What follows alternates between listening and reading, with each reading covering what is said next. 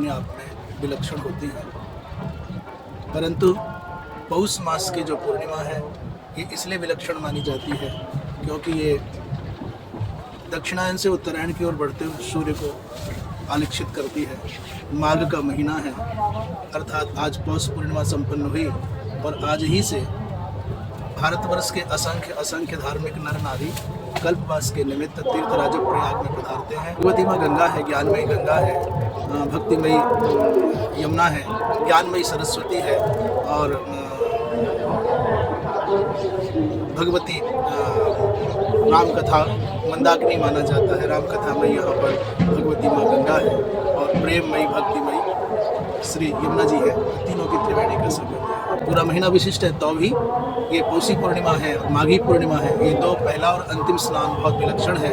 इसके मध्य में जो सर्वाधिक विशिष्ट स्नान है वो है अमावस्या का, जैसे मौनी। नमस्कार दर्शकों, आप देख रहे हैं भारत संवाद टीवी। मैं हूं सत्यम शर्मा। आज हमारे साथ महाराज जी मौजूद हैं।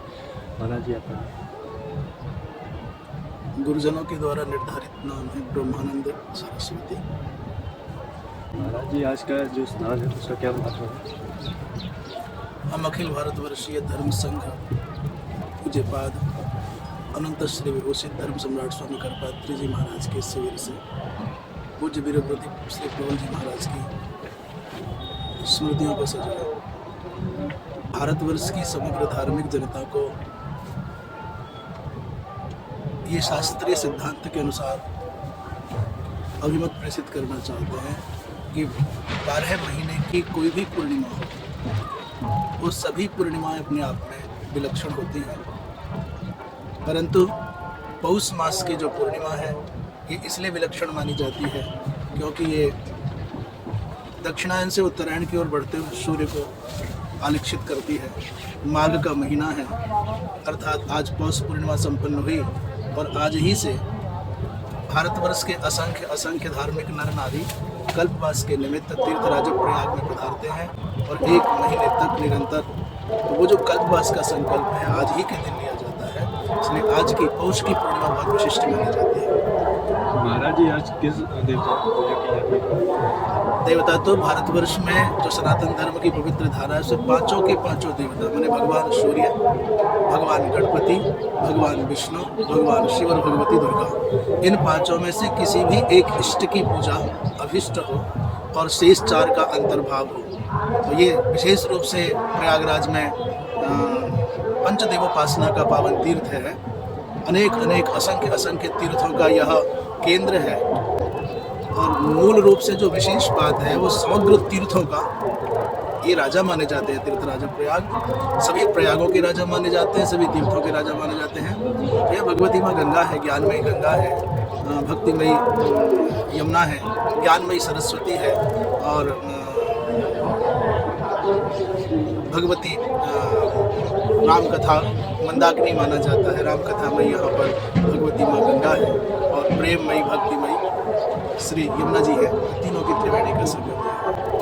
महाराज जी, जो श्रद्धालु इस साल नहीं आ पाते शरीर से विपक्ष आने के लिए, उनको आप क्या संदेश देंगे? जो लोग आ सकने की भावना रखते हैं पर आ नहीं पा रहे हैं, शारीरिक अक्षमता के कारण, पारिवारिक व्यस्तताओं के कारण, उनको चाहिए कि जहाँ वो विद्यमान है वहीं तीर्थराज प्रयाग का स्मरण करके, गंगा गंगा ऐसा स्मरण करके, हर हर गंगे ऐसा स्मरण करके उस जल में ही भगवती माँ गंगा का आह्वान करें जिसमें स्नान करते हैं, तो उनको तीर्थराज प्रयाग के मानसिक स्नान का फल प्राप्त हो जाएगा। महाराज जी, यहाँ से जैसे आपने बताया कि यहाँ से स्नान चालू हो चुके हैं, ये स्नान कब तक चलेंगे? तो कौन से प्रमुख स्नान है? मूल रूप से माघ का समग्र महीना 30 दिन दिव्य स्नान के फल को प्रदान करने वाला है, पूरा का पूरा माघ महीना। और यद्यपि पूरा महीना विशिष्ट है, तो भी ये पौषी पूर्णिमा है और माघी पूर्णिमा है, ये दो पहला और अंतिम स्नान बहुत विलक्षण है। इसके मध्य में जो सर्वाधिक विशिष्ट स्नान है वो है अमावस्या का, जिसे मौनी अमावस्या कहते हैं। अमावस का मेला कहा जाता है, अमावस्या का मेला कहा जाता है। उसके अतिरिक्त वसंत पंचमी है, अचला सप्तमी है, एकादशी आदि है और मुख्य स्नान मध्य का पूर्णिमा अमावस्या का है, मौनी अमावस्या का। उसके आगे पीछे माने पौषी पूर्णिमा और माघी पूर्णिमा, इसके अतिरिक्त वसंत पंचमी, अचला सप्तमी, ये स्नान। हाँ जी, हमारे हिंदू ग्रंथों में तमाम जो कि उसमें आज को लेकर आज का जो स्नान है उसको कितना महत्व दिया गया है और तो इस स्नान करने से क्या फल प्राप्त होते हैं?